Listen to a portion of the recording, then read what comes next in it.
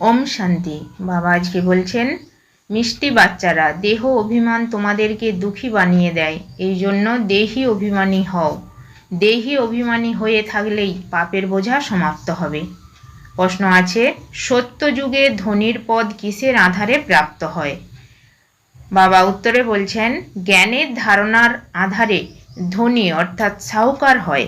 যে যত বেশি জ্ঞান ধন ধারণ করে আর দান করে, সে তত বেশি ধনবানের পদ প্রাপ্ত করবে, চির সম্পত্তিবান হবে। এই পড়া পড়তেও হবে আর পড়াতেও হবে। এছাড়া বিশ্ব মহারাজন হওয়ার জন্য অত্যন্ত রাজকীয় সেবা করতে হবে। সমস্ত প্রকারের দুর্বলতাগুলি পরিত্যাগ করতে হবে।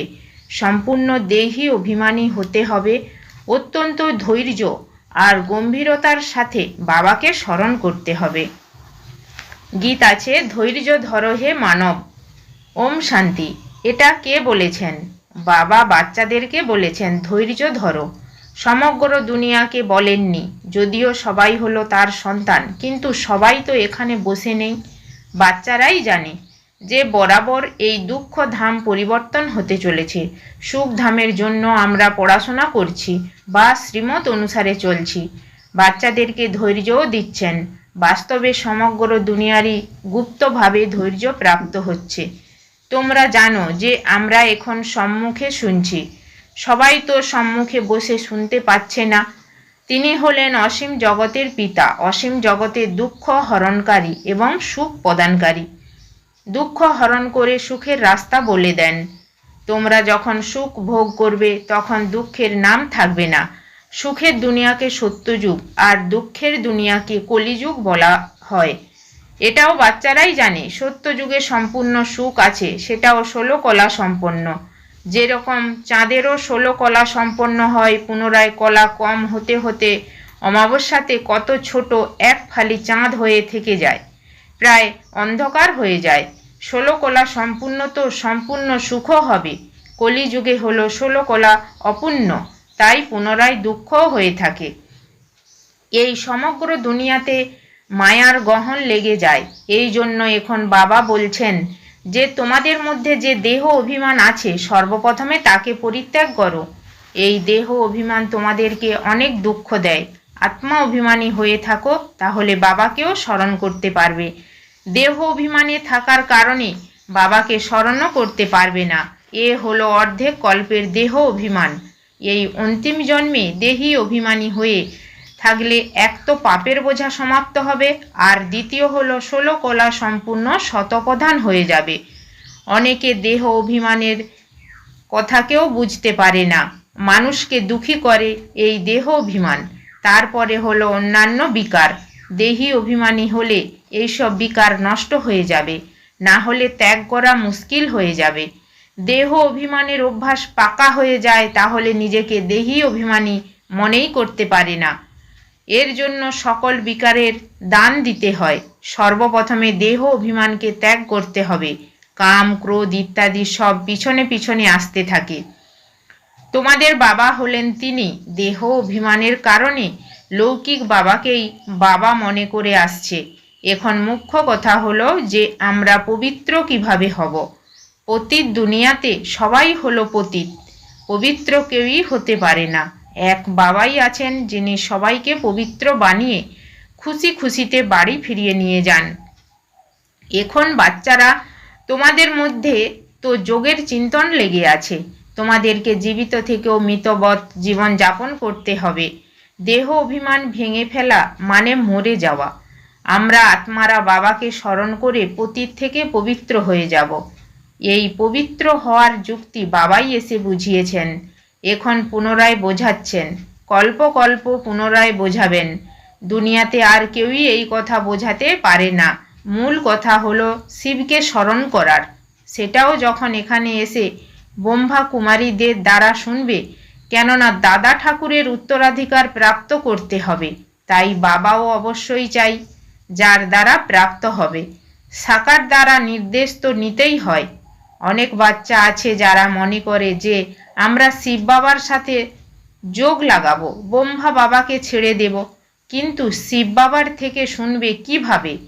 বলে যে ব্রহ্মা বাবার সাথে আমাদের কোনো কানেকশন নেই। আচ্ছা, তোমরা নিজেকে আত্মা মনে করে শিব বাবাকে স্মরণ করো, ঘরে গিয়ে বসে থাকো, কিন্তু এই যে জ্ঞান প্রাপ্ত হচ্ছে সৃষ্টিচক্রের, সেটা কি করে শুনবে? এটা না বুঝে কেবল স্মরণ কিভাবে করতে পারো? জ্ঞান তো এনার দ্বারাই নিতে হবে, তাই না? পুনরায় এই জ্ঞান তো আর কোথাও প্রাপ্ত হবে না। প্রতিদিনই নতুন নতুন কথা বাবার দ্বারাই প্রাপ্ত হয়। ব্রহ্মা বাবা আর ব্রহ্মা কুমারীদের ছাড়া কিভাবে বুঝতে পারবে? এই সব শিখতে হবে। বাবা বলেন, যারা ঘরে বসে কর্মাতীত অবস্থাকে প্রাপ্ত করার জন্য পুরুষার্থ করে, তারা হতে পারে মুক্তিতে যাবে, জীবন মুক্তিতে যেতে পারবে না। জ্ঞান ধন ধারণ করে আবার পুনরায় দান করলে তবেই ধনবান হতে পারবে, না হলে তো চির সম্পত্তিবান কিভাবে হবে? মুরলিরও আধার অবশ্যই নিতে হয়, পড়াশোনা তো করতেই হবে। এমন অনেকেই আসবে যারা শুধু মুক্তির লক্ষ্যে আসবে। তোমরা সবাই মানুষ মাত্রদের বোঝাও যে তোমরা কেবল বাবাকে স্মরণ করো, তাহলেই শতপ্রধান পবিত্র হয়ে যাবে। পুনরায় যখন জ্ঞান ধন নেবে তখন সত্যযুগে ধনবান হবে, না হলে তো মুক্তিতে গিয়ে পুনরায় ভক্তি মার্গের সময় এসে ভক্তি করবে, কারোরই কল্যাণ করতে পারবে না। কেননা মানুষকে দেবতা বানানোর জন্য জ্ঞান অবশ্যই চাই। জ্ঞান শুনে পুনরায় শোনাতেও হবে। প্রদর্শনীতে তো কতই না বুদ্ধি খাটাতে থাকে, তবুও কারোর বুদ্ধিতে বসে না। আত্মা হলো কত ছোট বিন্দু। প্রত্যেক আত্মার নিজের নিজের পাঠ প্রাপ্ত হয়েছে, এটা তোমরা এখন জেনে গেছো। সকল মানুষ মাত্রই হলো পাঠধারী। এটাই হলো পূর্ব নির্ধারিত খেলা। পুরানো দুনিয়ার বিনাশ হতেই হবে। গাওয়া হয় যে রাম গেল রাবণ গেল, যে কেউ যায়, কিন্তু বাচ্চাদের দুঃখ হতে পারে না। তোমরা জানো যে এটা হলো পূর্ব নির্ধারিত ড্রামা। সকলের বিনাশ তো হতেই হবে। রাজা রানী সাধু সন্ত সবাই মরবে। পুনরায় কে বসে তাদের উপর মাটি দেবে? এটা তো কারোর সুনাম অর্জনের জন্য করে থাকে, এতে কোনো লাভ নেই, না সেই আত্মার সুখ প্রাপ্তি হয়। মানুষ তো ভক্তিমার্গে যা কিছু করে সেসব তো না বুঝে করে। এখন তোমাদেরকে বাবা কতই না সেন্সিবল অর্থাৎ বুঝদার বানাচ্ছেন। প্রতি মুহূর্তে এই চিত্রকে এসে দেখতে হবে বাবা আমাদেরকে পড়িয়ে কি বানাচ্ছেন, কিন্তু কারোর ভাগ্যে না থাকলে তো ধারণ করতে পারবে না। বাবা অনেক কিছু বোঝাচ্ছেন যেগুলিকে ধারণ করতে হবে। বাবার বাচ্চা হয়েও সেবা করতে পারে না। বাবা তো হলেনই কল্যাণকারী। কয়েকজন বাচ্চা তো অনেকের আরই অকল্যাণ করতে থাকে। এখানকার জন্য কারো মনে যদি কিছু ভাবনা উৎপন্ন হয়, বাচ্চারা ডিসসার্ভিস করে তার ভাবনাও উড়িয়ে দেয়। এরকম বিকর্মও করতে থাকে। ভূতের প্রবেশ তো হয়ে যায়, তাই না? এই জন্য গায়ন আছে, সদ্গুরুর নিন্দক কোনো পদ প্রাপ্ত করতে পারে না। এক্ষেত্রে বাপ দাদা দুজনেই এসে যায়। নিরাকারকে তো কেউ কিছু করতে পারে না, তাকে কি বলবে? এখানে তো ভক্তি মার্গে বলে দেয় ভগবানই দুঃখ দেয়। সেটাও অজ্ঞানের কারণে এই রকম মনে করত। এখন তো বাচ্চারা জেনে গেছে যে অজ্ঞানের বশে বাবাকে কতই না তিরস্কার করে এসেছি। এরকম কেউ নেই যে তমপ্রধানকে শতপ্রধান বানাবে, আর ওই উল্টো পাল্টা মত দিতে থাকে যে পরমাত্মা হলো সর্বব্যাপী। সাধারণ মানুষ কতই না মূর্ছিত হয়ে যায়। তখন বলে যে ব্রহ্মার শরীরে পরমাত্মা কিভাবে আসতে পারে? তাহলে কার শরীরে আসবে? কৃষ্ণের শরীরে আসবে? তাহলে তো ব্রহ্মা কুমার কুমারী কিভাবে তৈরি হবে? তারা তো দৈবিক কুমার কুমারী হয়ে যাবে। ব্রাহ্মণ তো অবশ্যই ব্রহ্মা কুমার কুমারীরাই হবে। ব্রাহ্মণদের ছাড়া তো বাবা কিছুই করতে পারেন না। এই জন্য এনার চিত্র তো অবশ্যই দিতে হয়। এই ব্রহ্মাও হলেন ব্রাহ্মণ। প্রজাপিতা ব্রহ্মা তো ভারতেই চাই। দিন প্রতিদিন ব্রহ্মার সাক্ষাৎকার তো ঘরে বসে অনেকেরই হতে থাকে। বৃদ্ধি হতে থাকবে। যার পাঠ থাকবে পালিয়ে যাওয়ার, তারা পালিয়ে যাবে। অনেক লোক মনে করে যে ভগবান কোনো না কোনো রূপে অবশ্যই আসবেন। সাক্ষাৎকারও পরমপিতা পরমাত্মা ছাড়া কেউ করাতে পারে না। শিব বাবা ব্রহ্মার দ্বারাই স্থাপন করে থাকেন, জ্ঞান দিয়ে থাকেন, আর ব্রাহ্মণ ধর্মও রচনা করেন। ব্রাহ্মণদের ধর্ম অবশ্যই চাই। সেই ধর্ম হলো উচ্চ থেকেও উচ্চতর। প্রজাপিতা ব্রহ্মাও তো অনেক উঁচুতে থাকেন, তাই না? তাকে বলা হয় নেক্সট গড, অর্থাৎ পরবর্তী ভগবান। সূক্ষ্ম বতনে দ্বিতীয় কেউ থাকে না, ব্রহ্মার দ্বারা স্থাপনা হয় ব্যাস। ব্রহ্মা পুনরায় দেবতা হয়ে যান, 84 জন্মের পর পুনরায় ব্রহ্মা হয়ে যান। ব্রহ্মা, সরস্বতী তারাই পুনরায় লক্ষ্মী নারায়ণ তৈরি হন। জ্ঞান জ্ঞানেশ্বরী পুনরায় রাজরাজেশ্বরী হন। ব্রহ্মা থেকে বিষ্ণু, বিষ্ণু থেকে ব্রহ্মা কিভাবে হন, এটাই হলো বড় ফার্স্ট ক্লাস পয়েন্ট। এর উপর ভালোভাবে বোঝাতে পারো। এই জ্ঞান এক বাবার দ্বারাই প্রাপ্ত হয়। প্রদর্শনীতে ভালো করে বোঝাও যে তোমরা ব্রহ্মার প্রতি মূর্ছিত কেন হও। এত সকল ব্রাহ্মণ ব্রাহ্মণীরা আছেন, প্রথমে যদি কেউ ব্রাহ্মণ হয় তবেই বিষ্ণুপুরীর মালিক দেবতা হবে। ব্রহ্মার দিন ব্রহ্মার রাত প্রখ্যাত আছে, তাই না? এখন হলো রাত। এই রকম ভাবে চিত্রের সামনে বসে অভ্যাস করো। যার সেবা করার ইচ্ছা হবে তার মনে সেবা ছাড়া অন্য কোনো বিচার আসবেই না। সেবার জন্য একদম ছুটতে থাকবে, বুদ্ধিতে জ্ঞান টপ টপ করে পড়তে থাকবে। ভালোভাবে ঝুলি ভরপুর থাকলে তবেই তো উছলে পড়বে। সেবার জন্য একদম ছুটতে থাকবে। জ্ঞান আছে অথচ বোঝাবে না, এটা তো হতে পারে না। তাহলে জ্ঞান কিসের জন্য নিয়েছে? নিতে হবে, আবার দানও করতে হবে। দান করে না, নিজের সমান বানাতে পারে না, তাহলে সেই ব্রাহ্মণকে কি বলা হবে? থার্ড গ্রেড ব্রাহ্মণ। ফার্স্ট গ্রেড ব্রাহ্মণের ধান্দাই হলো এটা। বাবা প্রতিদিন বাচ্চাদেরকে বোঝাচ্ছেন সার্ভিস আর ডিসসার্ভিস, এটা বাচ্চাদের দ্বারাই হয়ে থাকে। যদি সার্ভিস না করতে পারে তাহলে অবশ্যই ডিসসার্ভিস করবে। ভালো ভালো বাচ্চারা কোথাও গেলে তো অবশ্যই সেবাই করবে। যখন জ্ঞান কমপ্লিট হয়ে যাবে তো কোনো অনন্য বাচ্চার দ্বারা ভুল হবে না, তবেই মালার দানা হতে পারবে। মুখ্য হলো 8 দানা। পরীক্ষাও অনেক বড় এবং কঠিন হয়, তাই না? বড় পরীক্ষাতে প্রায় অল্প জন পাস করে, কেননা গভর্নমেন্টকেও পুনরায় চাকরি দিতে হয়, বাবাকেও বিশ্বের মালিক বানাতে হয়। এই জন্য অল্প কয়েকজনই পাস হয়। প্রজা তো লক্ষ্য হয়ে যায়। এই জন্য বাবা জিজ্ঞাসা করেন যে মহারাজা হবে নাকি প্রজাতে ধনবান হবে নাকি গরিব হবে? বলো কি হবে? মহারাজাদের কাছে দাস দাসীরা তো অনেক হয়, যাদেরকে আবার যৌতুকেও অনেক কিছু দেওয়া হয়। পুরুষার্থ করে ভালো পদ পেতে হবে। এই রকম হুঁশিয়ার হতে হবে যে সবাই তাকে সেবার জন্য আহ্বান করবে।